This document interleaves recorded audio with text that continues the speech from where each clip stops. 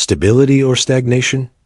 The Broncos decided to keep the same roster, but the rest of the division has already passed us by. With Fernando Mendoza on the Raiders and the Chargers flying high, Denver turned into the 2026 underdog before the draft even starts. Look, let's start with what everybody here in Denver is already feeling in the air. The Denver Broncos are going to keep the exact same roster from last year on offense, period. And on defense, it's going to be a clear negative swing because there wasn't a single big addition over there. They still haven't signed any outside free agents, but they re-signed pretty much every guy who was already inside the building at Dove Valley. Bottom line, the Broncos are rolling with the same roster. Now hold up. Think about it with me. Last year we lived that dream, right? First division title in a decade, the stadium going crazy, momentum through the roof before the AFC Championship game. But ever since it all fell apart, the vibe shifted. And this super quiet offseason is just feeding that, what now? Feeling. Picture this. The offense is coming back with everybody who already knew the scheme. The same guys running the system that actually worked. But defense, man. No real new reinforcements? It leaves that little taste of, is this going to be enough? If this scenario plays out exactly like it looks, and everything points that way, we're staring at the same group that delivered last year, just with a few internal re-signings to keep the boat afloat. It's not like that has zero value, far from it. Keeping the chemistry is pure gold. But here's the thing. When you don't bring in anything from the outside, the risk is you sit still while the rest of the division floors it. The Broncos still haven't made the moves needed to lock down a back-to-back division title. And that's not some frustrated fan talk. That's what the numbers and the calendar are screaming. Picture this. The draft is coming next month.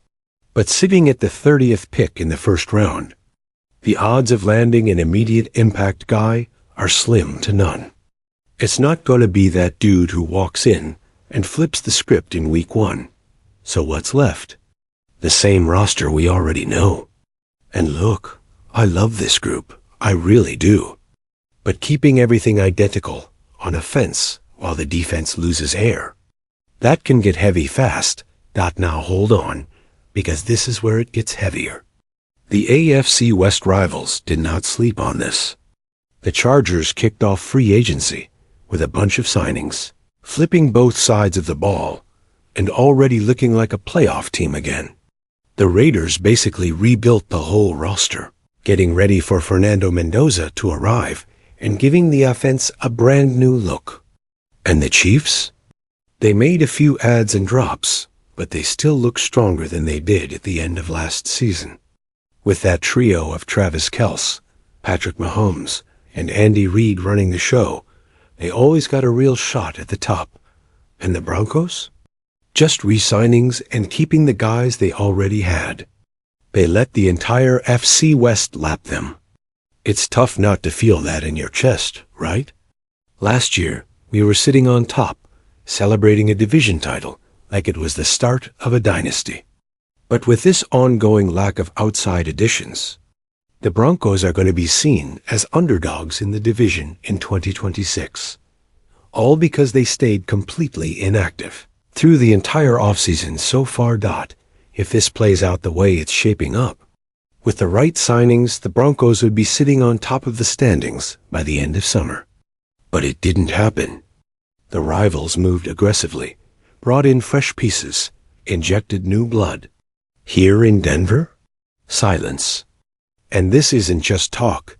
It's what's happening inside the building. What's going on in Denver right now is a patience that could cost us big. Let's be real. Staying on top of this division year after year gets harder and harder. And with the Broncos' lack of aggression, it's going to be a whole lot tougher to see a repeat in 2026. The betting houses are already leaning toward calling last year's title a one-off.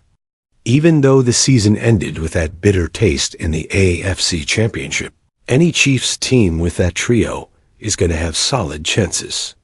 Meanwhile, the Chargers came in with heavy changes and should be back in the playoffs.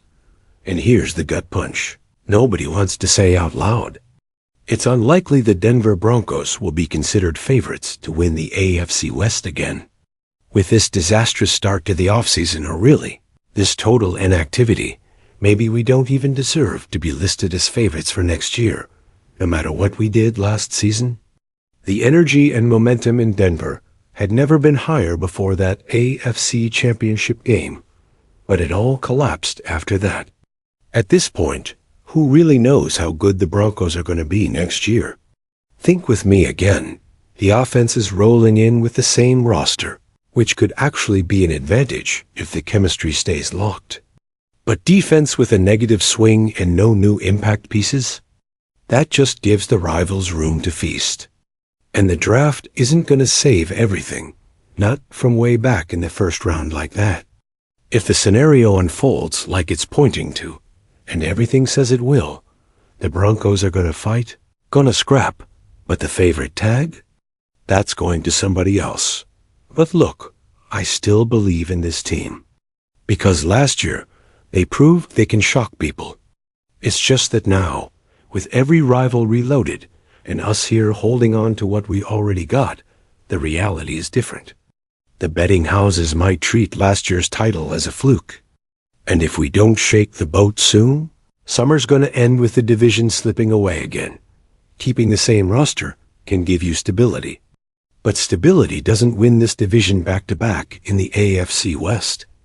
The rivals are moving fast, making move after move. And the Broncos? Just re-signing the guys already here and waiting on the draft. Could it work? Sure, sometimes it does.